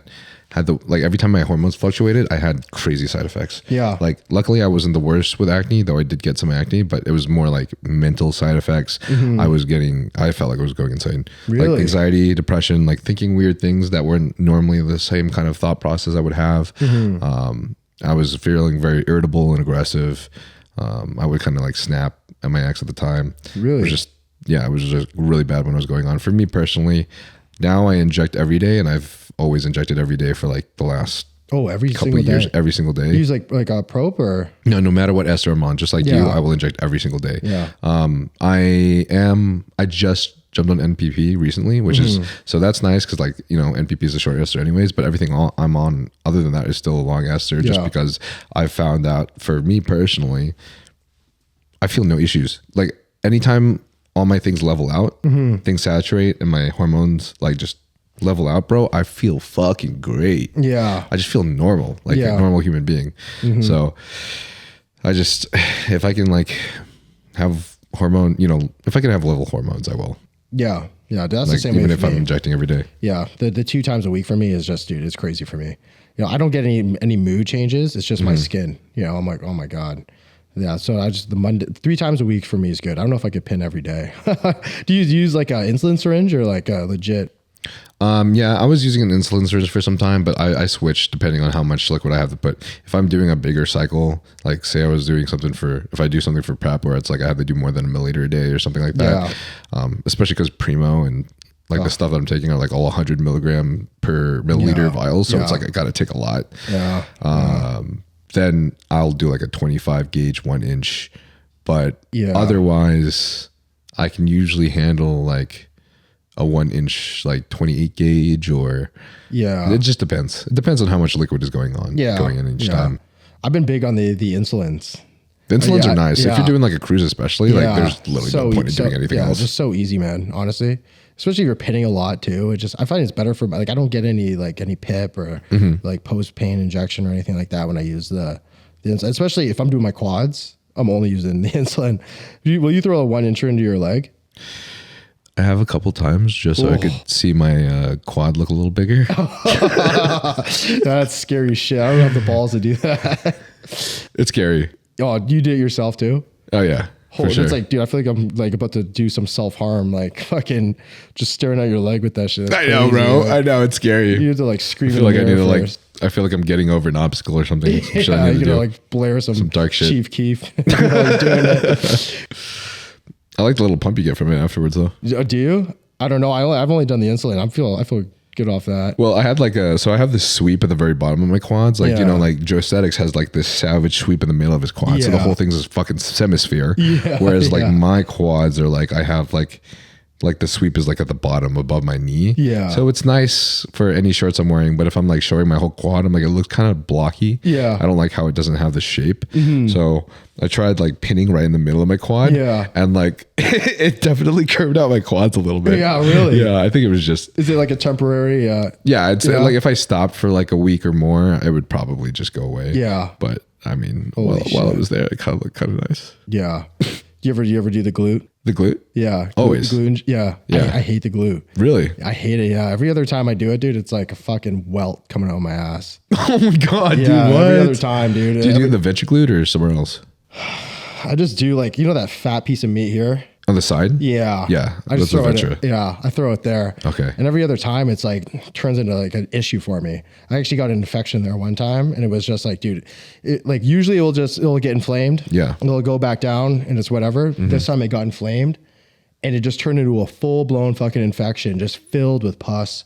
Like the doctor had to slice it open, drain it. They took like, at the time, they took like a Coke can full of pus. Just out of it. Yeah. It was, dude, you could see this thing, you could see this thing growing through my pants. It was crazy. It was making me nauseous. The doctor's like, wow, you must feel like shit. Like, Wow, you must feel like shit, bro. Yeah. Do you feel like you've ever had like any side effects in regards to like your mood, your mindset, like how you feel, like your, like maybe even potentially depression, anxiety? From what, taking gear? Yeah. Just since you've jumped on anything at all? Oddly enough. So like, no, none. And that's the main thing I'm fucking happy about, because especially when you start screwing around with things like Tren, you know, you go into a Reddit forum and you see all the horror stories and you read all this shit about, you know, how Tren ruined their life, how it's made them anxious, depressed, you see all that shit and you're like, oh my God, I'm scared to do this shit, you know? But luckily for me, you know, I've none of the ones, the only, oddly enough, the only compound that's made me kind of like weird in my head was Deca. It just made me sit there and overthink shit when I normally don't do it. But everything else, I've never had like a weird mental side. The only side effect I've ever had is just actually like mood enhancement, like feeling good.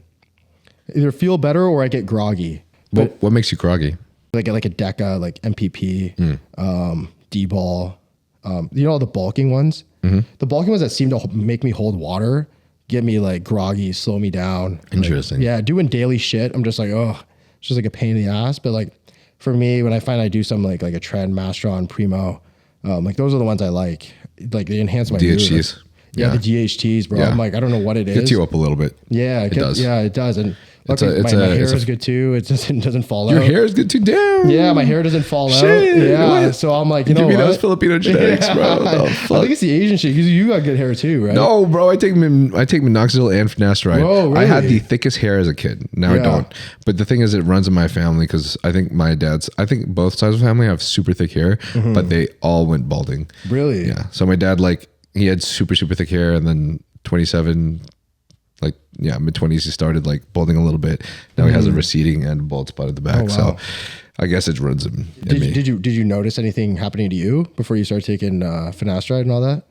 Yeah, 100%. Oh, you did? Well, the thing is, like when I was doing content for social media, I obviously would keep my cycles low because I wasn't doing prep bodybuilding, and just like we talked about earlier, like I was really scared about doing steroids, and I had not had good experiences with it. Yeah. So like, why would I want to make that worse? So primarily, what I was doing was a lot of TRT dose leveled cycles of test with an add-on of Masteron or an add-on of Primo to make me look drier. And the DHT, like from mass, say if I was running 250, 300 milligrams of mass, it'd be fine for the first few weeks, but then I would slowly start seeing my hair thin, and then it would also dry out. Really? So my skin would dry out a little bit, and then my hair would dry out a little bit. And I think at the time when I wasn't so good at checking my blood work and understanding exactly all the markers, so I believe my estrogen was always in the lower range. True. So I'm sure that was definitely one contributing factor, especially probably to the irritability. I think my estrogen at one point was like say 14, which is super low, right? Yeah. But losing hair, dryness, estrogen, obviously low estrogen also causes like a loss of hair. But even when I made sure my estrogen was increased, and then obviously I'd gain a little bit of water weight as a response, I would still lose some hair. Yeah. So, and then, that over the course of years, you just keep losing hair, and it just Oh, that's a fucking nightmare. sucks. Yeah, that's probably the worst side effect I feel like you probably get is the hair loss. The worst side effect. If you start fuck going about the heart bald, I'm attacks, like, man. Yeah, true. I'd rather die other before than being that. Well, going back to the like how like any side effects in terms of like how you feel, like low estrogen makes me feel like I get snappy off that. Yeah. Like if I start taking if I take too many like aromasin or anything like that, I fucking slow down. I'm like fucking irritable. Shit just gets just harder, bro. It's like, it's weird. And for me, if anything cuts my estrogen too low, I'm like pissed off and just like angry. It's weird. Do you ever take glutathione? No. You should check that stuff out. Like if you ever feel like if you're ever pushing things hard for like a prep or whatever, and you feel like inflamed, I think glutathione's been one of my lifesavers when it comes to my blood work. That's the antioxidant, right? Yeah. Do you take it through the IV, like an IV? You can take it through injection or IV. Some people have talked about liposomal glutathione, but I believe from the literature that I've seen and talking to some experts like Steve, honestly, just injectable or IV is normally the best route of action, just straight to the blood. Right now, I take injectable from Transcend because they just give it to me. I'm lucky enough for me to like get it from them since I'm a partner with them. So that way I just inject like 2 milliliters. Is it like twice a week? Is it what's it called? Subcutaneous? No, it's intramuscular because Really? it's a bigger amount of liquid. Like I'm injecting 2 milliliters twice a week. Personally, I'm injecting a lot. Yeah. But 4 milliliters. Yeah. That's a lot. If you put that in subcutaneous, I feel like you would just. You tried like TB 500 or what's it called? BPC? Yeah. I've done TB in the past. I don't understand what happened to TB recently, but obviously I can't acquire it right now. But BPC, I still take pretty regularly at the moment. And I think it's been helping me with like, I've had some pretty bad shoulder and hip issues for a long time, and it's subsided a bit. And I think it's because of the BBC, because I've had that since I was in college. Yeah. From like basically doing bad form on bench press and squats. Yeah. It helps. I just used it for the first time last month. I tore my lat and I was I was fucking wakeboarding. So that's why I stay away from the extracurriculars. Dude. Yeah, I just stay away from that shit. The bodybuilding disease, I bro. got a little ballsy one day. I'm like, you know what? I'll try it, whatever. It was pulling me up and just popped my lat. I heard it, felt it. Disgusting, man. I'm sitting in the water and it didn't even hurt. At first you just know, dude, it's like when you injure yourself bad, like, you're injured. You're just like, fuck. Yeah. What the fuck did I just do, bro? And then I'm just sitting there. I'm like, it was fuck. I couldn't even wipe my ass with my right hand or anything anymore. I had to go lefty with everything. And then I started taking TB 500 and BPC. And it was like immediate improvement within the first week. It was crazy. Wow, you noticed immediate improvement. Yeah, within the first week. Like the range of motion started coming back. Like it was like immediate. And then now it's like basically fully back now. My like the injury. That's fucking awesome. I've never noticed any crazy immediate results. Yeah. Definitely over time. But I mean, honestly, that's amazing. It's amazing to hear. Do you remember what your dosage was? Yeah, it was, I was taking 500, is it micrograms that it comes in? Yeah. Yeah, I was taking 500 micrograms of the BPC a day. So I do 250 in the morning, 250 at night. It's pretty standard. Into the injury. And then I was doing 5 grams of the TB 500 a week. So I think I was doing 2.5. You do 2 shots a week, the TB 500. So I was doing 2.5 grams on like the Monday, and I was doing 2.5 grams, I think, on the Thursday, and that combination. Oh, and then I started taking growth hormone too, because I was like, I just want to heal this shit. So they call that the Wolverine stack, apparently. Oh yeah, they do. The Wolverine stack, and it's the Wolverine stack, bro. Like you're healing, you're fucking healing. So now, if I ever tweak anything, if I ever like fuck myself up somehow, nice. 100%, that's the go-to for sure. Shameless plug, guys. Transcend. Look at the bio. The Wolverine stack. If you feel like any of the medications that we spoke about today may benefit you, such as BPC 157, GH secretagogues such as Tesamorelin, IGF-1, oxandrolone troche, semaglutide, then you can obtain these from Transcend HRT, and the link for that will be in the bio. If you feel like you're experiencing symptoms of low testosterone, such as depression, anxiety, lack of motivation, as well as lack of sex drive, then you can get this checked out as well by getting your blood work done at Transcend, and they will provide you expert medical analysis. Transcend HRT has worked with many professional bodybuilders and pro athletes, such as Thor Bjornsson, Phil Heath, and Jeremy Buendia. And if you feel like this podcast has any relevancy to you, I do believe that this clinic will provide of great benefit to you as well. So what would you say is like, fuck it, let's go here, the craziest cycle you've ever taken? Craziest cycle? Probably my last one for that prep. Oh, really? Yeah. I mean, what was I doing? I was doing 550 tests at the peak of it all. So I was doing 550 tests. The most I did was 400 Tren, 400 Mastron, 50 Winstraw, 40 VAR. Oh shit. And 30 Halo. Oh shit. Yeah. 30 Halo. Yeah. Oh, 30 Halo. Do that in the last 2-3 weeks. Oh. Fucking love that shit. I was like, God damn it. I was like, so this is steroids. I mean, wow. Yeah, it's crazy. Like a lot of people that go on like tests, like obviously if you ever do like a solo cycle of tests, you feel natty compared to like, you throw like Tren and that Halo in there, it's like, dude, anti-gravity in the 400 Tren? Yeah. It's weird. How did you feel? Dude, amazing, bro. So for me, like, whoa. Yeah. Okay. All right. I just got to say this disclaimer to everybody. Not everybody has these good responses. Okay. So yeah, that's why shit could be dangerous. I got scared. So this is a lucky guy. even with the Halo, right? Like people, you go on a Reddit forum, you see like horror stories with people, with Tren, Halo. Oh my God, I broke up with my girlfriend. I got kicked out of the house. Crazy shit. I lost my job. I haven't slept in 3 fucking days type shit. So it always makes me nervous going into it. I'm like, oh my God, like hopefully this isn't me. And thank God it isn't. I get the benefit from it, man. I love it. Yeah. I'm going to make sure that this doesn't get cut by the editors or whoever as like a mini clip outside of context. Yeah. Everyone's going to be getting pissed at me for promoting steroids. Yeah. But it's definitely not like that for everyone though. No, it's not. So that's fucking awesome, bro. That's really awesome. My best friend, Nathan Brooks, one of my best friends, he's been on a lot of my content before, so some of the people understand him, but he has this amazing, crazy shape of a physique, super like genetically gifted. He's super young. He's way younger than me. So I've always seen like, dude, this guy has like fucking godly potential. His shape, and I think some of his genetics kind of resemble to me Raymond Dino. Yeah. Like big ass forearms, just big ass bones and everything, but then a tiny waist for some fucking crazy reason. Yeah. He did his last prep, which is like his first real show ever. He won overall, but I don't think he did even he did a big cycle, but it wasn't like yours, as big as yours, and he just quit bodybuilding. Really? He's like, I'm not going to compete again. He's just coaching people and stuff, but he's just done with it because he just turned off. The mentals were just so bad for him. True. The mentals were so bad for him. Yeah, and I feel like that's got to be the worst side effect. For me, I've never had like horrible mental side effects, but if you're taking it and you're stuck in like a hole of an anxiety, you can't sleep and shit. I could imagine that would be horrible. He couldn't sleep at all. Yeah, that'd be horrible. See, for me, I wouldn't do it again. If I couldn't fucking sleep, I wouldn't touch it. Like that's probably one of the worst forms of like torture. When the light goes down, the only time I've felt that is like post rave. Yeah, you know what I mean? Right. staring at that fucking ceiling. You know what I mean? Fucking cold sweat. Fuck. Put me to sleep, you know? This is the only time I felt that. But if you had that, like, you know, on a cycle and it's like that every fucking night, you know, oh my God, that'd be enough for me to not do it either.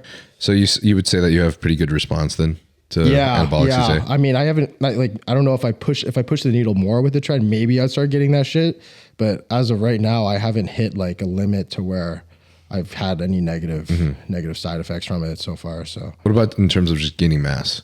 Because clearly the side effect wise, you have a great response. The mass, dude, I like what? Yeah, I got put on mass pretty well with trend and all that pretty easily. For me, it's the weight cap that's an issue for me. Doing classic, because before I was always but is like, this because you're trying to, are you going for your pro card right now? Yeah. So you have to do the whole 10 pounds below the actual classic limit, right? Yeah, that sucks. It fucking sucks ass, bro. So for me, it's like before. So this year they raised the weight cap by 7 pounds in my. And what's yours? What's your height in division? So they got me in at 5'5.5".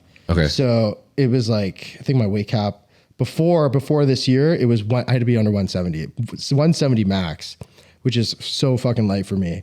Now they got it up to 177. So for my biggest thing is like actually making the weight.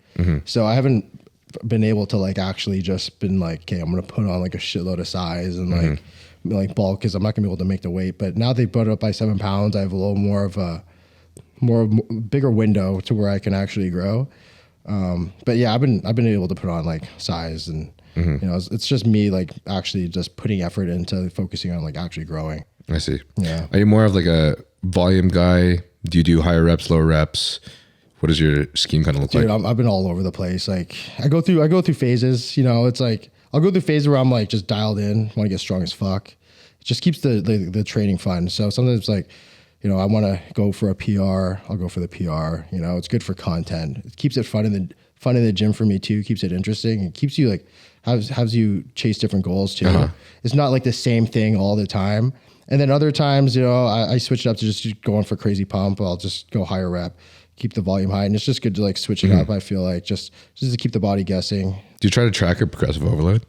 Yeah, I do generally, but I don't track it as much anymore. Now I kind of just go by like feel. So like if the intensity's there and I'm failing, then that's good enough for me, right? So for me, like I know you could track it like, oh, I'm shoulder pressing 100 for 12 this week. Right. Next week I want to do like 105 for, you know, you could do it that way. But now, which I used to always do that. Now I just go, I usually just train to the point where it doesn't matter the weight that I'm doing, as long as I just feel like I can't fucking like do like side laterals anymore. Gotcha. As long as I bring the intensity to 100%, then I feel good about it. I agree that there's like a certain place where like, I think for several years of training, tracking is a great concept. Yeah. But once you've been so experienced in the weight room, like you've been training for 10 years, you just, this mind and muscle connection thing where you just understand the level of exertion that your body is going through, especially depending on what kind of calories or like how much energy you have in a certain point on that day. Yeah. It's just like, it's like there's a variance in form. There's a variance in eccentric timing. Yeah. Right. There's like variance in, like the rep range. There's just so many variances that it's like, as long as you're pushing to that point of like 2 reps from failure, 1 rep from failure, and then towards the end, maybe you do want to approach failure. Yeah. Then to me, it just seems like, as long as you know that you're exerting to the very best of your ability. I think it's really nice to just have that marker for like, maybe you do one exercise on your main lift, like just a squat. And then, you know, if you're going heavier over the course of months rather than the course of like weeks, like this week from last week. Yeah. Or, you know, for like bench press or something. But aside from that, I mean, yeah, you know, when it comes to training, tracking at the beginning is great, because you obviously got to see like you want to be able to track your progression at the beginning for sure. But once you hit a certain point, you know what it feels like to where you're failing and you're actually stimulating growth, right? You can go by feel, you can go more instinctual, more off the book, because you just know your body, you know what it takes for you to actually like elicit a muscle growth at first. At first, it's like you don't know what it is, right? You don't know what it takes to actually grow. So you gotta actually just track everything, you know, do your like bench press. You want to see that you're getting stronger every week. That's how you kind of track progression. I do want to preface for listeners though that that we're saying this with the understanding that we already know how much volume it takes for us to stimulate, right? Because some people are still trying to figure out what that volume is. Yeah. Whereas like for us, after years of experience, we know that this volume is required for us to stimulate, and then we push ourselves to the absolute extent. Because there's so much research now too that's like showing you don't have to go to absolute failure. You know, you just have to hit this amount of volume. Sometimes you don't want to go too much into failure and stuff, because then you start, you know, causing fatigue that'll affect your workout the next day, and shit like that. But yeah, bodybuilding is complicated, man. It's very complicated. But there's a lot of ways to do hypertrophy. And a lot of it's like so personal too. What works for one person isn't going to work for the other person. You got to just know how your body responds. You almost got to figure out how your body responds. Like some people respond to high volume really well, and some people respond to just, you know, super short, high intensity workout. You know, so you got to just kind of figure out what works better for you. And certain muscle groups too, right? Like legs. Some people need to go super high volume on legs to grow them. And other people, if they do that, their legs won't grow, you know, up to a certain point. Some people just got to fucking go like Dorian Yates style on their legs to make them grow. So you got to know what works for you, and you got to just try different things almost until you figure that out. You down for this Q&A? Oh yeah. All right. Fritchie asks, marry me, please. Oh, this is dope. Brandon Gildor says, as a Filipino, I just want to thank y'all for being the sickest motherfuckers to represent us in fitness. Oh yeah. Pinoy power, baby. Thanks, Brandon. You are a sick fuck. Swasti asks, does Devin intend to stay and compete in classic, or will he move to open bodybuilding? Right now I'm saying classic. Yeah. I don't know if I want to push the needle in the food that much harder than I am already. Right, dude. Yeah. Like, I understand, like I can bulk for food. Like I can bulk, right? Yeah. Like it's really, really difficult to have to digest that food the entire day, every day, especially when I want to do very mentally flowy, focused work like podcasts. But oh, dude, to be honest, like adding the gear for me is the part that makes it hard. Like adding the gear on top of the bulking just makes me kind of feel like a sleepy water buffalo. Oh, dude, you got to take 3 naps a day, bro. It's like right now I need naps. I can't. So yeah, dude, I'm with you on that. I can't even imagine open bodybuilding. Yeah, that's crazy. I wouldn't be doing anything. Prophet says, I've been waiting on this collab, bro. Ask him about genetics. I think we talked about genetics. Yeah, we talked about it quite a bit. Don HC asked, how much trend do you use pre-contest? Me, honestly, so I did 400 my last prep, but the prep before that, I went up to 300. I didn't really feel a difference between 300 and 400.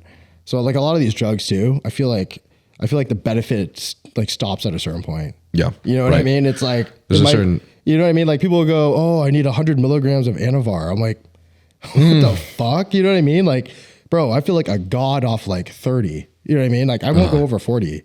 And it's like, I've tried. I'm like, okay, well, let me see what 60 does. Bro, you can only get so pumped and so filled out off of it. You know, it's like, you're not going to get more filled out off of 60 than you would 40, for me at least. So for me, it's like 40 to 60, there's no difference. I'm just probably screwing my liver more. For every drug, there's a level of diminishing marginal returns that a lot of us don't often think about. Yeah. Because some people just like to say the more trend, the better. Yeah. Bruce Lee asks ducks, ? Asks ducks. He's just said ducks. Ducks? Is he talking about the duck lips? I don't know, bro. I don't know where this is going. Illuminate asks, elephant-sized puppy or puppy-sized elephant? Puppy-sized elephant or what? Elephant-sized puppy or puppy-sized elephant? Probably a puppy-sized elephant. That's lit. Yeah, that'd be jokes. It'd be like Clifford the Big Red Dog. Christian asks, why did you copy Frieza's physique? I'll be honest, I don't know who Frieza. From Dragon Ball Z. Oh, Dragon Ball Z. Oh, true. I don't know, man. I don't know, man. I don't know. Copy and pasted it. J. Kim asks, how did you achieve your physique in regards to from a child to now? A lot of bulks and cuts. I was able, for me, I sacrificed the look of my physique through bulking, knowing that like the size I'm putting on now is gonna show when I cut later down the road. So obviously you can like, you know, the whole thing right now is like main gaining, staying like really lean while like putting on size. You can do that. But I feel like if you're trying to put on mass as fast as possible, you got to be able to embrace a bit of water weight the extra fluff. So I was able to like, you know what I mean? If you want to put it on quick, like I've seen guys, put on a lot of decent size when they're staying relatively lean. But if you're trying to do it, in a short period of time, you got to be able to sacrifice the abs for a little bit, knowing that'll pay off later down the road. I agree with you because it's something that I just can't hold myself to do. Yeah. I've been doing it now, but it's just hard, man. It's hard on the mental a bit, right? And I'm still pretty fairly lean. You are lean compared too. to other bulking bodybuilders. So yeah, that's a hard thing, dude. It's hard to see myself with like the water buffalo moon face too. Yeah. It's the face that gets me the most. I'm like, fuck. Yeah. Because I think us Filipinos are lucky to have some kind of a dope ass like facial structure. Yeah. Like the skull. We always have like the hardcore cheekbones and shit whenever we get really lean. Yeah, it looks sick. sick. I just like every time I see that disappear, it gets on me, man. Yeah, I'm like that too. Chris asks, what's your current cycle, Dev, boy? I'm just cruising right now. So I'll probably hop back on in like probably like another month. Just do something light this time. Just test some Primo. For the bulk? Yeah, just test Primo, and like I know you stay away from the orals, but I really like T-ball. So I might just I might throw that in for like the last like 4-6 weeks. Mm-hmm. What do you like T-ball? I like the strength and size I get off it. I feel it's very similar to Anavar for me. I just feel like it just gets me a little stronger in the gym than what like an Anavar would. Gotcha, I see. Yeah. Yeah. My go-to is definitely testing Primo, but maybe someday I'll experiment a little bit more. Yeah, you never tried T-ball? Huh? You've never tried T-ball? I think I remember, I don't think I know that I took it for a very short period of time when my coach back then, when I was doing that prep, I remember like when I came off from like the last show and I like didn't get my pro card yet, I'm confident that during the bulking phase, he gave me some T-ball. Yeah. I don't remember the dose, of course, because it was so long ago, but it was only for a short period of time. So I don't recall the response. Yeah. Now I like write everything down in my notes, how I feel on the stuff I'm on and everything. But like at the time I didn't. So it was pretty irresponsible. So yeah, I don't really have too much to say about it. Yeah. I don't really know why he's asking this question or if this applies to you, but SRT Mill asks thoughts on World War III and possibly of a nationwide blackout. Is that a question for you? No, I think it's for you, bro. I think it could happen. I mean, the way everything's going nowadays, wouldn't be surprised. I think that's we're trying to push the Teslas, all the EVs on us and shit. So they can kill the power grid. You can't go anywhere. Lord Fader asks, was arms always easy to grow for you? Oh yeah, easy. Yeah, it was probably my easiest. I don't even train them anymore, to be honest with you. I'll do it randomly, like if somebody wants to hit an arm day with me or some shit. But other than that, like I can't hit arms on their own. They just start overpowering everything. I just need everything else to catch up. So before, when I first started training, I'd have my own arm day, everything like that. And then now I hit them enough and I just hit chest and back basically, and never really touch them. Yeah. So just like a genetic thing for you, or did you train arms a little harder when you were younger? No, I trained them just as hard as everything else. It's just that they just responded quicker. Wow. And everything else. Yeah. I mean, my triceps were actually pretty shit. My tries were like, dude, I couldn't even do like no weight on like a tricep extension. Damn. Yeah. I couldn't get my damn arm straight. It would frustrate me. But eventually that caught up too. And that started responding. And then now my triceps are really good. So that's awesome. Yeah. Now I don't even touch them at all really ever. I'm surprised with us both being Filipino, we have opposite arm genetics. Like my biceps, just my worst muscle group. Really? But I think it's because of my past, where I started lifting with just push-ups and bicep curls when I was like 11, 12 years old, just in like my bedroom.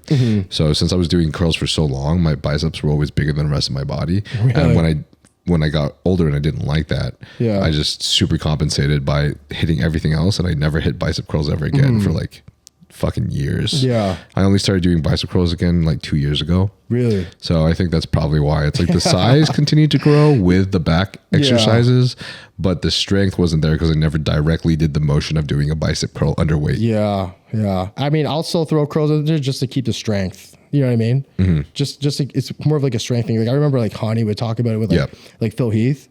Like Phil Heath, like he would tell him to not train arms but he would tell them just to hit it like rarely, you know, just to keep the strength there. Yeah. You know, not to grow them. It's just to kind of like stimulate them type of thing. Yeah.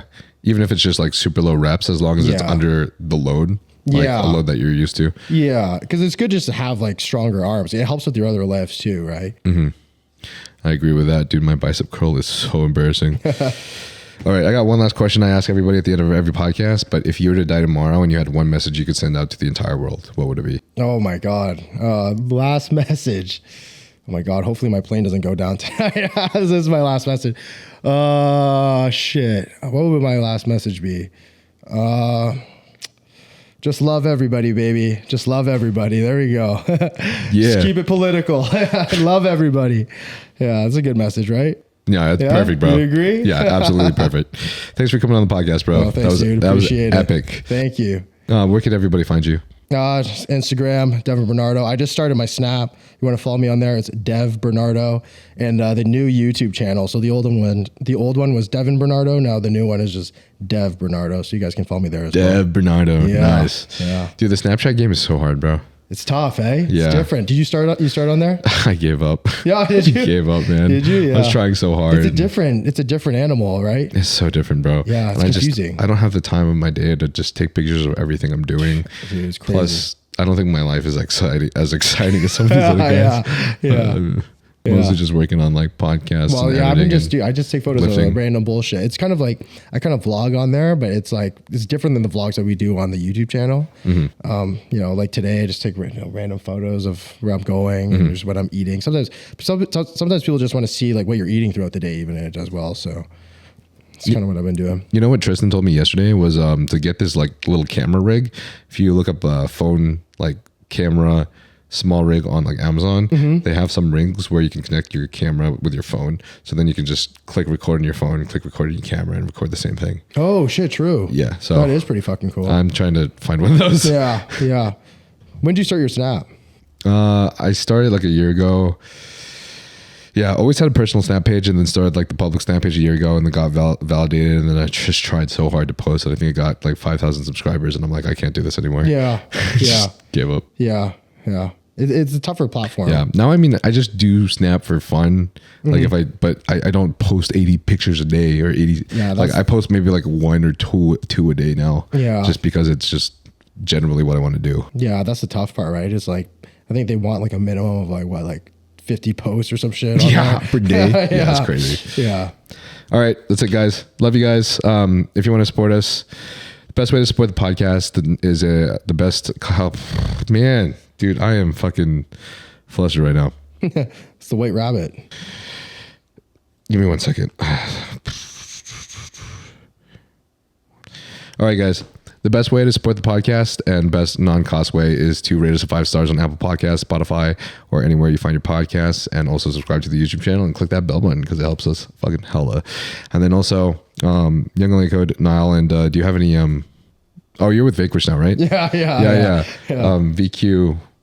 Devin, do you have a code? Yeah, it's Devin. They just started codes. So nice. Yeah, they just finally, started, bro. They fired up the codes. I remember telling them back in the day when I was with VQ, Yeah. I'm like, you guys need codes. I promise. Yeah. But Oh, you were with them back in the day too, eh? like way back. But Yeah. Code Devin now. Yeah, they just started it like a few weeks ago, I think. So nice. yeah, Nice. crazy. All right. Thanks, guys. Love you guys again. And hopefully we can continue to get bigger, great, and amazing guests just like Devin today. So see you guys next time. Peace.